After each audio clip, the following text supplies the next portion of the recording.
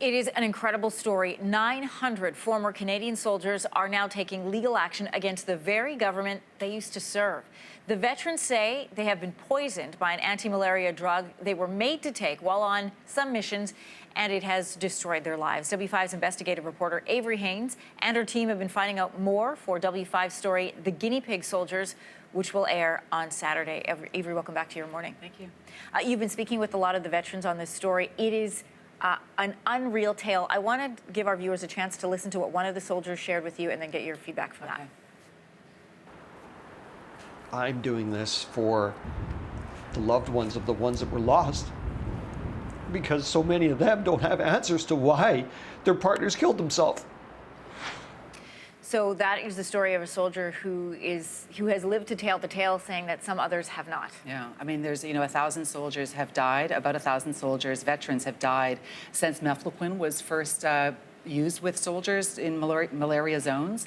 And there's no way of knowing what role McEwen may have played on it. But we called this story the Guinea Pig Soldiers because Canadian soldiers were used as guinea pigs by the Canadian government and the Defense Department, who put them on an anti-malarial drug that the drug company warned this country could have serious psychological effects on.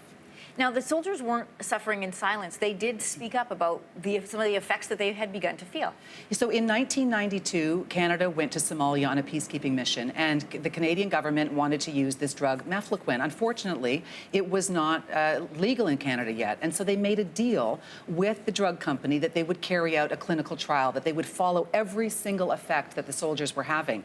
And the Canadian government didn't do that. W5 did an expose on this back in 1997. Somalia was an unmitigated disaster. There were all kinds of accidental firings on the base. Mm-hmm. A Somali teen was tortured, as we all know about. And the day that the inquiry into the Somali debacle was supposed to look at what role McEwen may have played, the Canadian government shut that inquiry down.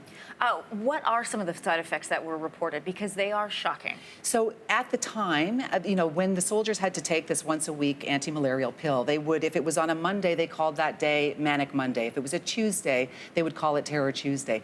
They had dreams so vivid. The clip that you just saw, Richard, he had a dream that was so vivid, a nightmare, a dream where he took his own life, that he was reenacting that dream as he slept, and he put a gun in his mouth and was about to pull the trigger, except for his partner, who was laying down beside him on base, heard the safety go off and stopped him from taking his own life. It just gives me chills. What's the response been from the Canadian government? Well, there's a lawsuit now, so they're not saying much of anything. Interestingly, this has become an election issue because Andrew Scheer has announced that he will hold, if he's elected, an inquiry into McEwen use. It was 3 missions, Somalia, Rwanda, and Afghanistan, where soldiers were put on this drug.